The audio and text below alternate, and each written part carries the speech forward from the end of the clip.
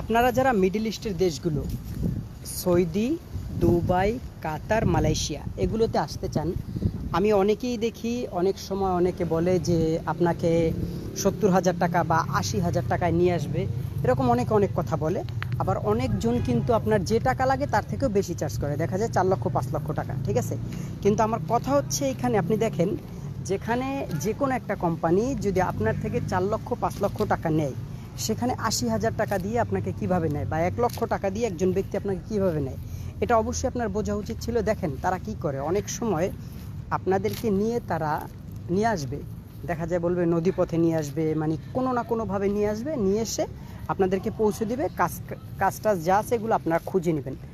এই ধরনের দালালের খপ্পরে আপনারা পড়বেন না, কারণ এই দালালেরা কি করবে, তারা আপনাকে এসে এখানে আনবেই তো না, আপনাকে নিয়ে জিম্বি করে সমুদ্রপথে বিভিন্ন জায়গাতে নিয়ে আপনার ফ্যামিলির কাছে টাকা চাইবে।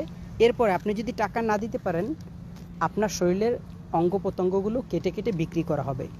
এখন আসেন আমাদের বোনেদের, যাদেরকে অনেকে বলে যে আপনি ফ্রি যেতে পারবেন, আমাদের বোনেরা এই প্লোবনে পড়ে আপনারা কখনোই তাদের সাথে বের হবেন না। কারণ কি জানেন, বোনেদের ক্ষেত্রে কি করে, যদিও কথাটা শুনতে খারাপ লাগে, তাদেরকে নিয়ে এসে একেবারে স্পষ্ট কথায় তাদেরকে বিক্রি করে দেয়, ঠিক আছে। সো আপনারা যতই কষ্ট করুন না কেন, এই প্লোবনে কেউ